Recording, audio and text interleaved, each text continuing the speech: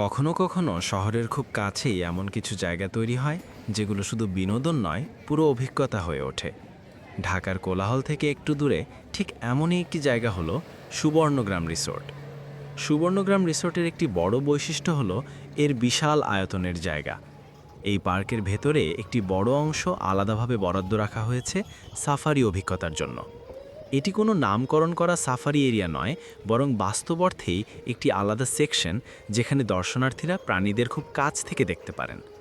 এই সাফারি অংশে আপাতত দেখা যায় ঘোড়া, হরিণ, উট পাখি, ময়ূর, কাঠবিড়ালি, খরগোশ, গরুসহ আরও কিছু প্রাণী। এগুলো খোলা পরিবেশে রাখা হয়েছে, যা বিশেষ করে শিশুদের জন্য বেশ আকর্ষণীয়। সাফারি দেখতে হলে আলাদা করে টিকিট কাটতে হয়।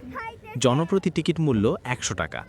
দর্শনার্থীদের বসানো হয় বিশেষ সাফারি গাড়িতে, যেখানে এক গাড়িতে এক চক্করে প্রায় ১০ থেকে ১২ জন একসাথে যেতে পারেন।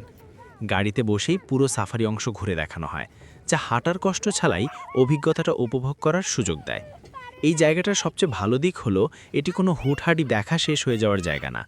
প্রাণীগুলোকে ঘিরে রাখা হয়েছে খোলা জায়গায়, ফলে পুরো অভিজ্ঞতাটাই তুলনামূলকভাবে ন্যাচারাল মনে হয়। সুবর্ণগ্রাম রিসর্টের আরেকটি জনপ্রিয় আকর্ষণ হল স্পিড বোট রাইড।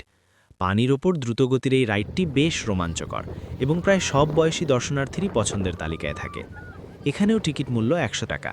তবে একটি বাস্তব বিষয় না বললেই নয়, স্পিড বোটের এক চক্কর সময়ের হিসাবে একটু ছোট। মজা ঠিকভাবে শুরু হওয়ার আগেই মনে হয় রাইডটা শেষ হয়ে যাচ্ছে। অনেক দর্শনার্থীর মতে যদি একই টিকিটে আরেকটা অতিরিক্ত রাউন্ড থাকতো, তাহলে অভিজ্ঞতাটা আরও বেশি সন্তোষজনক হতো। তারপরেও এই রাইডটাই পার্কের সবচেয়ে প্রাণ চাঞ্চল্য যোগ করে। বিশেষ করে তরুণ আর বাচ্চাদের ভিড় এখানে সবসময়ই চোখে পড়ে। সব মিলিয়ে সুবর্ণগ্রাম রিসোর্টের সবচেয়ে বড় শক্তি হলো এর খোলা পরিবেশ আর বিশাল পরিসর। এখানে শুধু রাইড নয়, হাঁটাহাঁটি, ছবি তোলা আর পরিবার নিয়ে সময় কাটানোর জায়গাও আছে। এই জায়গাটাই সুবর্ণগ্রামকে অনেক সাধারণ পার্কের চেয়ে আলাদা করেছে।